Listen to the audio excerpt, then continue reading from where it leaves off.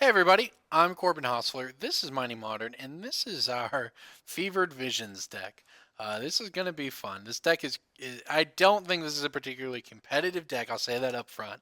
You're not breaking the format or whatever with this deck, but it is a lot of fun and good in some matchups. So the idea is to play Fevered Visions or Pyromancer Ascension, bounce all of their things.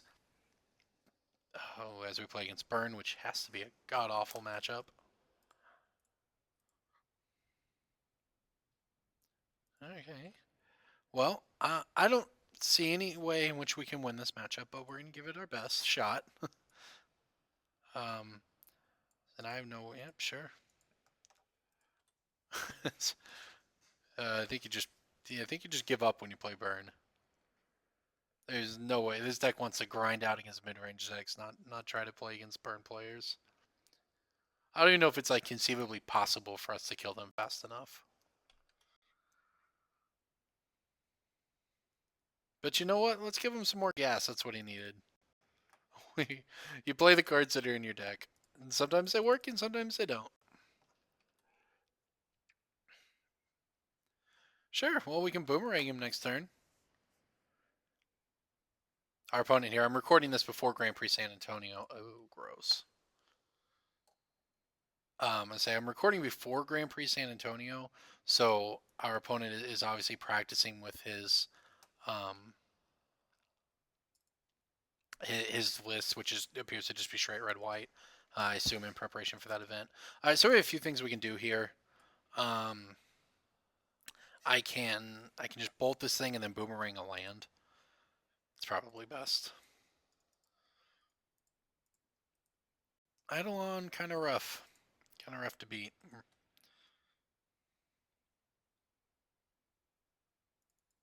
I could also just play my second Fever Visions, but I don't think it's worth doing 2 damage to myself. Can we win any other way, though? Maybe we just can't win unless we get another Fever Visions down. No, we're just going to do this.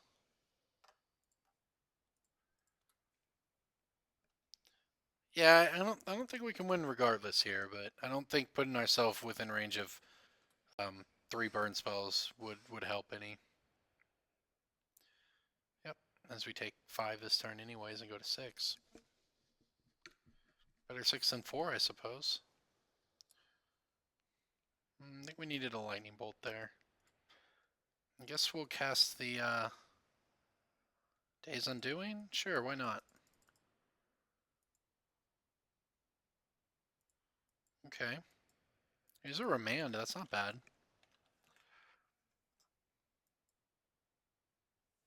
This hand has some stuff.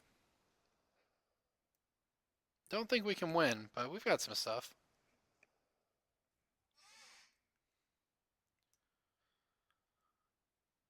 Say, in our wild streams, oh gosh. I don't really see what remanding that, and we have to remand it. Gives us a card, it puts it back in his hand. Maybe we're lucky and he'll not have another 1-mana spell somehow. Next turn we can boomerang everything. Just the lava spikes to kill us. Alright, so if he has a 1-mana spell, we're dead, because it would be 1, 2, 3, 4, 5, 6, 7. I think we're gonna die. I think this matchup's unwinnable. Oh, there's the Goblin Guide, and there's the burn. Okay. Shockingly, we did not get there. Also, we have essentially no way to win this matchup. But sure, we'll give it a shot. Let's get some Anger of the Gods in there, because it's basically only Anger of the Gods that can save us anyways. The Blood Moons seem pretty worthless. Sure. Look, I play the decks I play, and sometimes they work out fun, and sometimes you play against Burn and get fun policed on out of the game.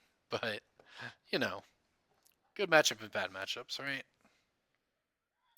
It's really interesting, I think, even, obviously, like I said, our deck is not tier 1 super competitive by virtue of the fact we probably just can't ever beat Burn. But, if you don't explore stuff like this, you actually never know what you can do, the shell, like, this All the Eye of Nowheres is a deck that has existed before. Maybe not been good or whatever, but it's existed before to an extent. And Fevered Visions is another piece for that. So if you don't at least try out and see how far you can push the archetype, you'll never know if there's something there. Because a lot of times we will play, I'll play a deck on here and we won't do great or we'll do mediocre. Or I'll be trying it out. But, I'll say, hey, there's something there. Like the best example would be Black Red Eldrazi, which I played some number of months ago after it, like top 64 to Grand Prix.